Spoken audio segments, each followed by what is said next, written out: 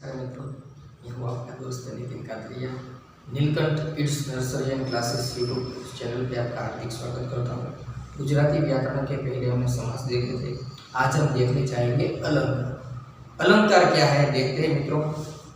अलंकार यानी एक प्रकार का आभूषण। जैसे स्त्री अपने सुंदरता बढ़ाने के लिए जैसे आभूषण का यानी जैसे गहने का उपयोग करते हैं, ऐसे कवि जो अपनी भाषा के अंदर भाषा की सुंदरता बढ़ाने के लिए अलंकार का उपयोग करते हैं।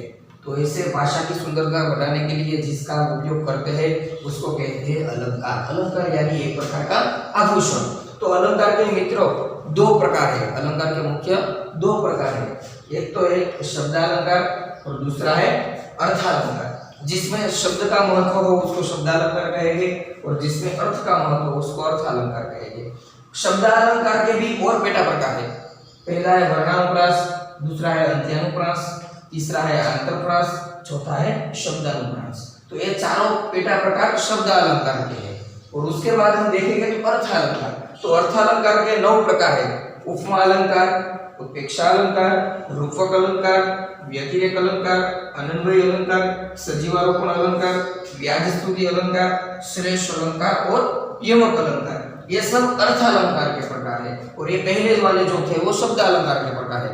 तो अभी मित्रों हम पहले देखेंगे शब्दालंकार के प्रकार के बारे में जानते हैं। तो मित्रों पहले हम देखेंगे शब्दालंकार के प्रकार। तो पहले शब्दालंकार किसको कहते हैं? तो शब्दालंकार किसको कहते हैं मित्रों? देखो यहाँ डेफिनेशन है उसकी कि जे अलंकार में शब्द महत्व हो। जो अलंकार है वो अलंकार में शब्द का जिसमें महत्व होता है उसको शब्दालंकार कहेंगे। तो उसके हमने देखा था मित्रों 4 पेटा प्रकार थे। तो उसके बारे में अभ्यास करते हैं। तो पहला प्रकार है वर्णानुप्रास। वर्ण यानी क्या होता है? वर्ण यानी अक्षर। वर्ण यानी अक्षर। तो જ્યારે वाक्य के पंक्ति में एक नो एक वर्ण वारंवार આવતો હોય तो वर्ण यानी अक्षर होता है मित्रों। तो एक ने एक पंक्ति ની અંદર तो જ્યારે એકનો એક શબ્દ વારંવાર આવતો હોય ત્યારે વર્ણાનુપ્રાસ अलंकार बने છે। यानी एक ही पंक्ति में एक ही शब्द एक ही वाक्य एक ही अक्षर बार-बार आता है तभी वर्णानुप्रास अलंकार बनता है। देखो एग्जांपल देखते हैं मित्रों। कामी ना कोकिला केली गुंजन करे। तो उसके अंदर देखो क बार-बार आता है यानी एक ही वर्ण का बार-बार रूपांतर होता है तभी वर्णानुप्रास अलंकार बनता है। दूसरा उसका एग्जांपल है मूर्ख मनमा मोटा रे।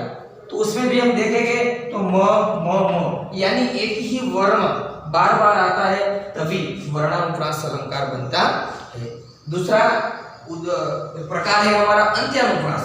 तो उसकी डेफिनेशन देखते हैं तो कि જ્યારે વાક્ય કે પંક્તિમાં આવતા છેલ્લા બે શબ્દોનો પ્રાસ સરખો હોય ત્યારે यानी कोई वाक्य है कोई पंक्ति है तो उसका एक पंक्ति का लास्ट शब्द और दूसरी पंक्ति का भी लास्ट शब्द का प्रास मिलता है तभी हमारा अंत्यानुप्रास अलंकार बनता है। देखते हैं काली धोली राती गाय। तो यहाँ एक पंक्ति पूर्ण हो जाती है। दूसरी पंक्ति यहाँ से शुरू होती है पिए पानी छरवा जाए।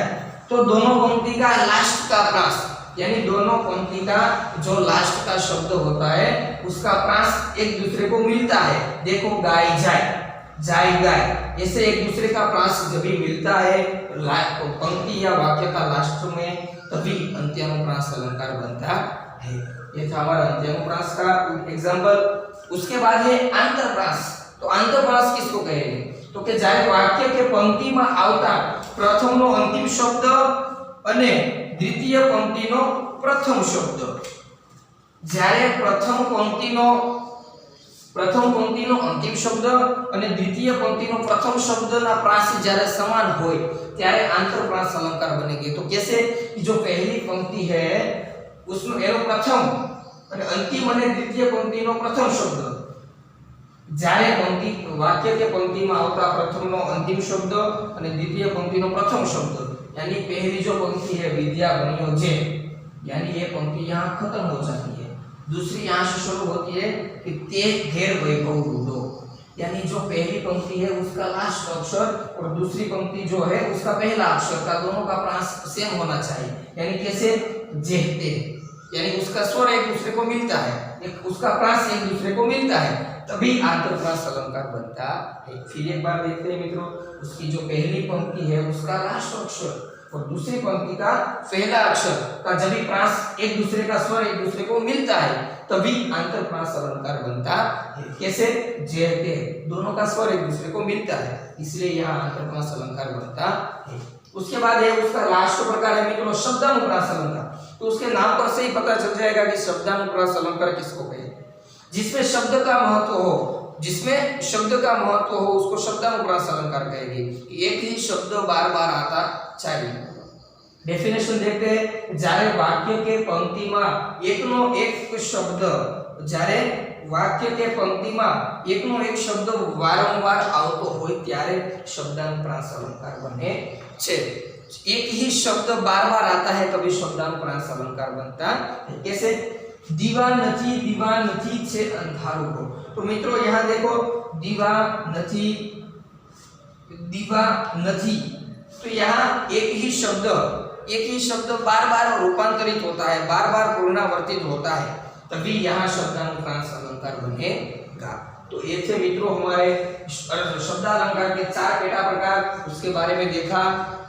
अभी हम दूसरे भाग में देखेंगे अर्थालंकार के प्रकार के बारे में जानेंगे। तो मित्रों प्लीज हमारी वीडियो पसंद आई है तो लाइक शेयर एंड सब्सक्राइब कीजिए। अस्तु, जय हिंद, जय भारत।